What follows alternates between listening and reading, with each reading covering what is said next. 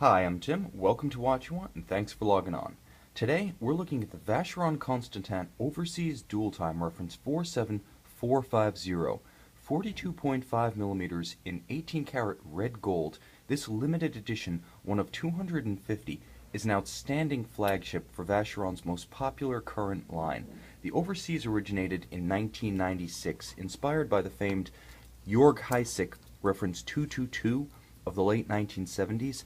The Overseas was the first legitimate modern Vacheron sports watch and the first real contender in the prestige stakes against the Audemars Piguet Royal Oak and the Patek Philippe Nautilus. Now, as of 2004, the second generation, larger, bolder Vacheron Overseas bowed, and in 2006, the line was expanded to include the Overseas Dual Time that you see here. But this example, with a gorgeous sort of chocolate bronze golden dial and a deep warm red gold case and matching bracelet, is a special piece. The guiding themes of this watch, really the three thoughts to keep in mind during this overview, are substance, style, and warmth, and this watch has all of them in spades. On the wrist, you deploy with this gorgeous, very substantial twin trigger deployant clasp. You could see that with a 42.5 millimeter diameter on my wrist, which is 6 1/3 inches, 16 centimeters, the watch sits nicely. Now, today I am wearing a long sleeve, and I often talk about the watch's compatibility with dress cuffs and the watch's versatility with formal and informal attire. And you can see the watch really goes quite well. It has a nice low profile on the wrist. The Jaeger-LeCoultre base movement, and I'll get into that in a moment, is only 4.85 millimeters thick. So despite the fact that it has power reserve and dual time complications as well as automatic winding, this hews very close to the profile of the skin, and it will fit under even the tightest of dress cuffs and formal sleeves. A winner in every respect. This is a Vacheron through and through, but then you expect that from a company known for haut-de-gamme dress watches. What you also get with the Overseas is a substantially sporty wrist presence. Now, the guiding motif is the Maltese cross. You can see it echoed on the links of the bracelet and the periphery of the polished bezel, as well as the applique at 12 o'clock on the dial. And there really is a feeling that this watch is aesthetically and physically all of a piece. On the wrist, it feels very substantial. And you can see in this profile shot that although it is large, it wears small for its size.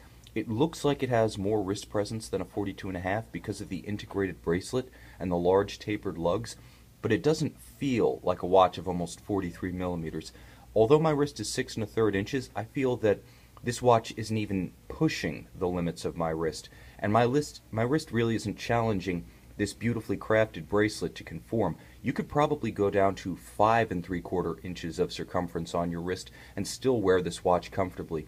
It's very versatile in the sense that it'll really suit any wrist size, big or small, and in terms of versatility, with 150 meters of water resistance and anti-magnetic soft iron shielding within the case, the watch is also a fantastic, versatile sports reference. In everything, I think, but a sleeveless tank top, this watch is a go. Now, in terms of the dial, I really have to go into detail because it is the star of the show. Red gold with a high copper percentage, approximately 25% copper here, is fantastic. And it has a depth and a luster and an intensity that's singular. But it really pops in combination with this limited edition metallic soleil pattern radially grained dial. Now, sloping down from the bezel is a gorgeous chapter ring with a concave curvature. It's a different finish than the dial base itself, being purely gloss with a lightly golden printing, the calibration of the minute scale around the periphery, and then where it meets the dial, you see gorgeous complementary, highly loomed, applied red gold indices. And that transition down from the sapphire and the bezel to the dial itself is a gorgeous little visual segue that brings you to the metallic finished dial itself. With contrasting finishes, there's a little miniature guilloche around the power reserve indicator, the applied red gold swoosh at 9 o'clock, and each of the subdials at 6 o'clock and 2:30 have depth to them. They're actually cut into the dial to distinguish them from the dial base itself. Everything that's on the dial that's applied or a hand is 18 karat red gold, from the applied Maltese cross at 12 o'clock to the hands themselves to the subdial registers. Beautifully treated. I don't know if it's chocolate, I don't know if it's coffee, I don't know if you want to call it bronze, brown gold, whatever it is, it has a luster and a life to it that really brings this watch to life. It has the substance, the style, and the warmth to suit any skin tone. It's incredibly becoming, and I feel that for an haut-de-gamme manufacturer, Vacheron, part of the Swiss holy trinity of high horology, along with AP and Patek Philippe, this watch is every inch the equal of that legacy and adds to it, continuing the theme, continuing the heritage into the future. With the overseas, you have a watch that is a sporting reference, but it also pays deference to tradition. And on the case back, I want to call out one of those references to tradition. The full-rigged sailing ship on the solid rose gold caseback pays tribute to Francois Constantin's 1819 transatlantic voyage to the United States. Now, Vacheron has a long history of strong distributorship in the United States from the early 19th century, that seminal moment when they made their first foray into the U.S. market, to the late 1800s when they actually attempted to market a U.S. railroad chronometer and compete with the Walthams, the Hamiltons, the Illinois of the United States market. Incredibly ambitious for a micro-manufacturer in Switzerland. To the early 1920s and even the teens with the 1919 American and the 1921 American, as well as dress watches like the Mystery Series and the Ultra-Thins of the mid-20th century. Vacheron has a long and distinguished relationship with the U.S. market, and that really serves as the inspiration for the overseas line, and it's the rationale behind this caseback engraving. Also, the fact that the watch has a Faraday cage, a soft iron core around the movement for anti-magnetic resistance, explains why there is not a display caseback here, but I'll tell you why you want that. Because with the Faraday cage and the anti-magnetic properties that come with it, this watch is better suited to modern home and office environment, where high-powered electronics, everything from computers to subwoofers and high-powered stereos, can magnetize a conventional mechanical watch. And there is a fringe benefit that is by no means an afterthought to having a solid caseback on a solid gold watch, and that's more gold.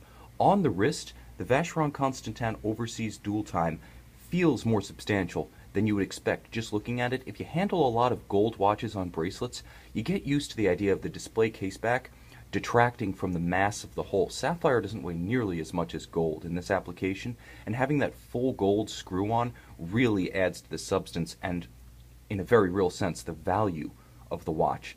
I also feel that that full-rigged ship is a stylish, romantic touch becoming of this reference.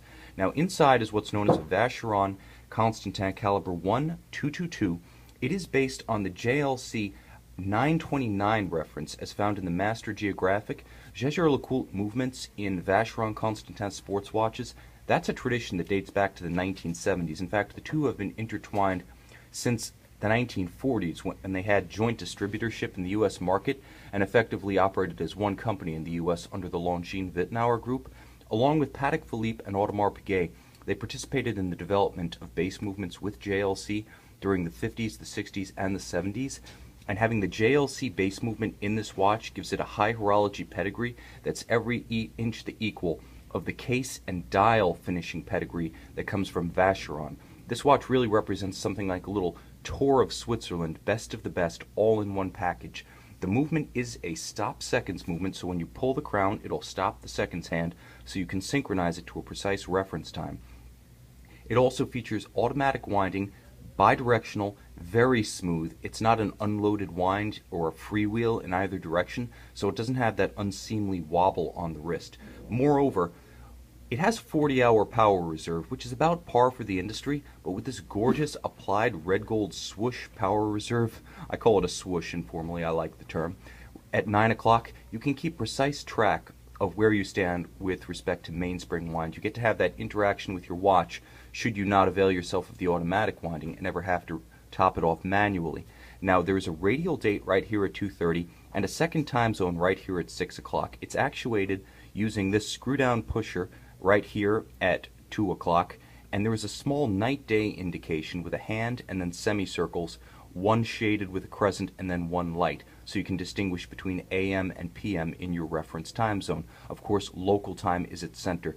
The VC Overseas represents probably the most formal of the big three of haut-de-gamme sports watches, alongside the Audemars Piguet Royal Oak, the original, not the offshore, and the Patek Philippe Nautilus. But in a lot of ways, As the most modern reference among them, now approaching its 20th year, it will hit its 20th anniversary in 2016, it has a youthful vigor and a contemporary air about it that makes it just a little bit sportier, a little bit less hidebound by tradition, while it pays deference to tradition in the Maltese cross motifs, the standard of finish, the comfort on the wrist, the beautiful tolerance of this bracelet. Look how you can't see any daylight through it, and yet it doesn't pull hair.